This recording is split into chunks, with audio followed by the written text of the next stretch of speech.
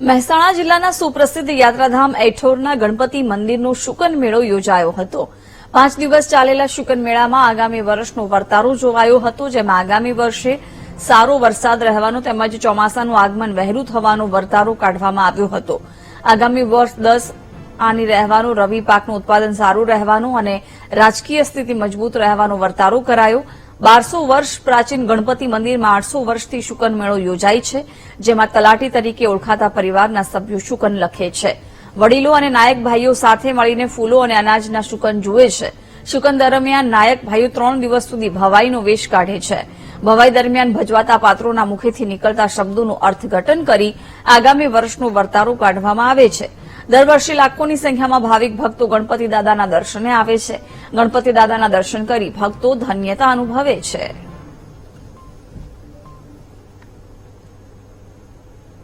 અને એ દિવસે અમારી શુકન કમિટી અને તલાટી ભાઈઓ દ્વારા જુદા જુદા ગામોમાંથી અને માળી દ્વારા ફૂલ લાવવામાં આવે છે અને ફૂલના આધારે, ફૂલોની તાજગી અને કલરના આધારે વર્ષનો વર્તાળો કાઢવામાં આવે છે। અને આ 3 દિવસ નાયક ભાઈઓ દ્વારા ભવાઈનો કાર્યક્રમ હોય છે। દૂર દૂરથી દર્શનાર્થી દર્શન માટે આવતા હોય છે। દર્શનાર્થીને તકલીફ ન પડે તે માટે સંસ્થા દ્વારા પૂરેપૂરી તકેદારી રાખ। આપણા ડાભી સૂટ વાળા આપણા ગુજરાતની અંદર 4 સ્થળ છે, પણ વર્ષો યુગોથી યુગ 700 વર્ષ જૂનું પુરાણું આ ઐઠોર દાદાનું ગણપતિ દાદાનું મંદિર છે। ડાભી સૂટ ખેડા જિલ્લાની અંદર મેમદાદ તાલુકામાં બીજું છે, કાઠિયાવાડમાં ત્રીજું છે, એમ ગુજરાતની અંદર 6 મંદિર ગણપતિના ડાભી સૂટ વાળા આવેલા છે। પણ સૌથી જોવા જઈએ તો ઐઠોર ગામ જેવું મંદિર કોઈ જગ્યાએ છે નહીં, અને લોકો દર મહિનાની ચોથમાં આવે ને એવી પબ્લિક મહત્વ અહીંયા આગળ છે। ગણપતિ બાપા ઉપર શ્રદ્ધા છે।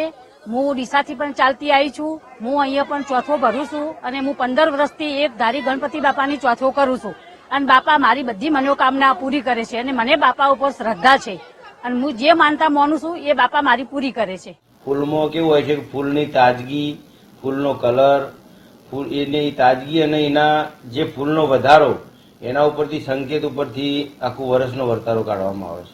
અનાજ પણ ખાસ કરીને જોવામાં આવતા હોય છે, નાયક ભાઈઓ પણ આવતા હોય છે। નાયક ભાઈઓમાં કેવું છે કે આમ શકન અમારા આરે 32 ના હોય છે।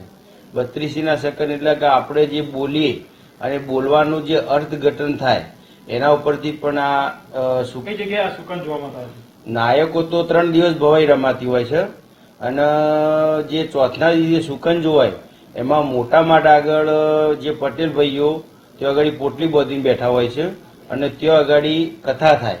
એ કથા પત્યા પછી એ લોકો ત્યાંથી જય બોલાવી અને તલાટીના ઘેર આવી અને તલાટી સાથેની જે શુકન કમિટી હોય એમને લઈને જય બોલાવી અને ગણપતિ મંદિરની અંદર ત્યાં ફૂલો લખવામાં આવે છે।